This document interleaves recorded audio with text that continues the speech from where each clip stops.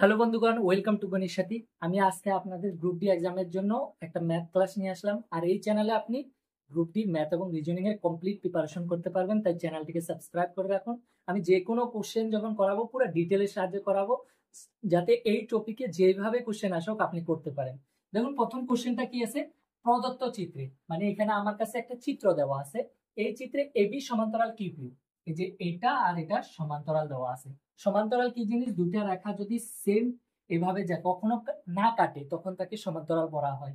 মানে আমি এখানে যে ডিস্টেন্স মাপুন, এখানে ডিস্টেন্স মাপুন সেম হবো, আর কোনোদিনও দুইটা রেখা ক্রস করব না, তাকে বলা হয় সমান্তরাল রেখা।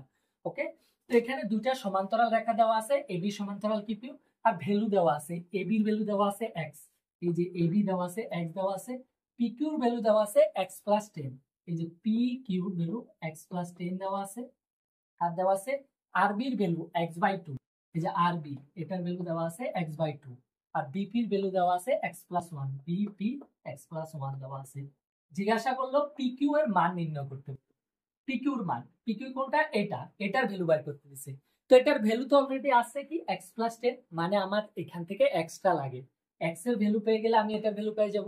ওকে, তো এবার আপনি যদি ক্লাস 10 এ করে থাকেন, একটা থিওরাম আছে।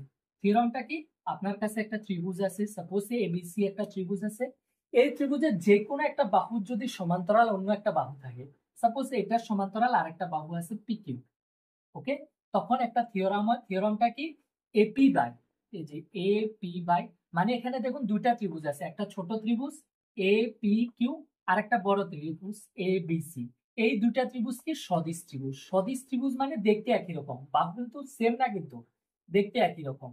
মানে আমি যদি দেখুন এই সার্কেলটা আছে আর একটা বড় সার্কেল আছে, দেখতে একই রকম, তাহলে সমস্ত সার্কেল গুলো কি? সদিশ। এরকম যখন সদিশ ত্রিভুজ হয় তখন এই কন্ডিশনটা হয়। কন্ডিশনটা কি? তাদের সেম সাইডের বাহুগুলো অনুপাতে থাকে, যেমন AP by AB, AB. Okay, আরেকটা কি হবো? A Q by AC. আরেকটা এই যে তাদের নিচেরটা অনুপাত P Q by BC, P Q by BC. এটা হচ্ছে যখন দুইটা ত্রিভুজ সদিশ থাকে, বা একটা ত্রিভুজের যদি একটা বাহু সমান্তরাল অন্য একটা বাহু থাকে, তখন এই কন্ডিশনটা। ওকে, তো এই কন্ডিশনটা আমি যদি অ্যাপ্লাই করি এখানে, আমার এপি বাই এবি দেখুন কিসের কিসের মান আছে সেটা অ্যাপ্লাই করেন। আপনার এই ত্রিভুজটা ছোট ছোট ত্রিভুজটার এই সাইডের বাহু আছে, আর বড় ত্রিভুজটার এই বাহুটা আছে। আমি অ্যাপ্লাই করতে পারি, যেমন আর বি বাই কত? আরপি, আরপি ইকুয়াল টু কোনটা আছে? নিচেরটা। যেমন আমি এখানে এই যে পি কিউ বাই কত? বিসি, এটা। তো আমি নিচেরটা এ বি বাই কত? P Q, A B by কত? পি কিউ বা কিউপি যা লেখেন পি কিউ লিখলাম। ওকে, এটা লিখতে পারি এই কন্ডিশন হিসাবে। তো এবার এখানে আপনি ভ্যালুটা পুট করে দেন। দেখুন, আমি যদি এখানে ভ্যালুটা পুট করি তাহলে কি হবো? আর বিটা আমার কত আছে? x/2 আছে। আর আর পি এটা যেটা আছে আর পি, সেটা কি? x/2 প্লাস x+1 আছে। x/2 লগে প্লাস x+1। কেন পুরাটা হলো? কারণ দেখুন এই আর পি মানে কি? এটা তো আমার বিপির ভ্যালু দেওয়া আছে, x+1টা বিপির ভ্যালু, আর লগে আর বির ভ্যালুটা x/2। তো পুরাটা কি হবো? এটা প্লাস এটা হবো, x+1 হবো। ওকে, ইকুয়াল টু আমার এবিটা কত দেওয়া আছে? x দেওয়া আছে, আর এখানে পি কিউটা দেওয়া আছে x+10 দেওয়া আছে। দেখুন, কোশ্চেনটা আপনার থেকে টাফ লাগতে পারে, কিন্তু এটা পরীক্ষাতে আসে, প্রিভিয়াস ইয়ারে আপনাদের গ্রুপ দিতে আসা কোশ্চেন। তো এটা যদি আপনি সলভ করতে পারবেন, যে কোনো এই ধরনের কোশ্চেন সলভ করতে পারবেন। তো এখানে যদি আমি সলভ করি, এবার ক্যালকুলেশন করি, আমার এই যে যখনই আপনি নিচেরটারে এলসিএম নেন, এখানে আমার x/2 প্লাস x+1 আছে। আমি যদি এলসিএম নিই তাহলে কত হবো? 2 হবো। সবার নিচে 1 আছে, তো 2 হবো। এখানে x থাকবো, এখানে 2x, আর এখানে 2। ওকে, তাহলে উপরে কত হবো? 3x plus 2/2। এটা আমি যদি এলসিএম নিই এটা, তাহলে এটা পাইতেছি। ওকে, 3x জাস্ট দেখালাম, আমার জায়গা কম আছে তাই আমি মুছে দিলাম।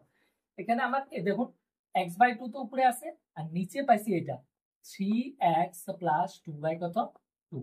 ওকে, আর এদিকে আছে আমার x/কত? x+10 পাইছি। ক্লিয়ার? এবার দেখুন এইটারও উপরে এই নিচে 2, এখানেও 2, তাহলে আমি 2 2 ক্যান্সেল করতে পারি। তো ক্যান্সেল যদি করি তাহলে আমার কি থাকবো? শুধু x, আর নিচে 3x+2 থাকবো, এখানেও x, নিচে x+10 থাকবো। এবার দেখুন উপরে সেম এক্স এখানেও আছে এখানেও আছে, আমি এক্স এক্স ক্যান্সেল করতে পারি, মানে এক্স থেকে এক্স ওয়ান। এবার আমি ক্রস মাল্টিপ্লিকেশন করব, এটার সাথে এটা, এটার সাথে এটা, তাহলে কি হবে এক্স প্লাস 10, আর এটার সাথে এটা করলে 3x প্লাস কত হবে 2। এবার আমার x এর ভ্যালু লাগে, মেন টার্গেটটা কি, আমার টার্গেটটা হলো x এর ভ্যালু বাইর করা, কারণ আমার p q এর ভ্যালু লাগে। তো x এর ভ্যালু বাইর করার জন্য x গুলো একদিকে নিয়ে যান, এই x টা এদিকে নিলে কি হবে -x, তো 3x থেকে -x গেলে কত 2x এখানে লিখলাম। আর এখানে 10 আছে, কারণ এই x টারে এদিকে নিছি, তখন এদিকে লিখছি, কিন্তু মাইন্ডে একটু ক্যালকুলেশন করেন। এবার এই 10টা এদিকে আছে, এই 2টা এদিকে আনলে কি হবে -2, তার মানে কত হয়ে যাব 8, এই 2 দিয়ে এটা কাটলে কত 4, তার মানে x এর ভ্যালু আমি কত পেলাম 4। তো x যদি 4 হয় তাহলে এটা কত হবে 4 + 10 মানে কত 14। তাহলে আমার কারেক্ট আনসারটা কত 14, অপশন নাম্বার বি টা কারেক্ট। ওকে, এই যে থিওরামটা আমি মাত্র দিলাম, এই থিওরামটা দিয়া মানে যে কোনো একটা বাহু এটা যদি সমান্তরাল হয়, আর এই ত্রিভুজটাতে আমার কোনটা সমান্তরাল ছিল, এটা সমান্তরাল এটা।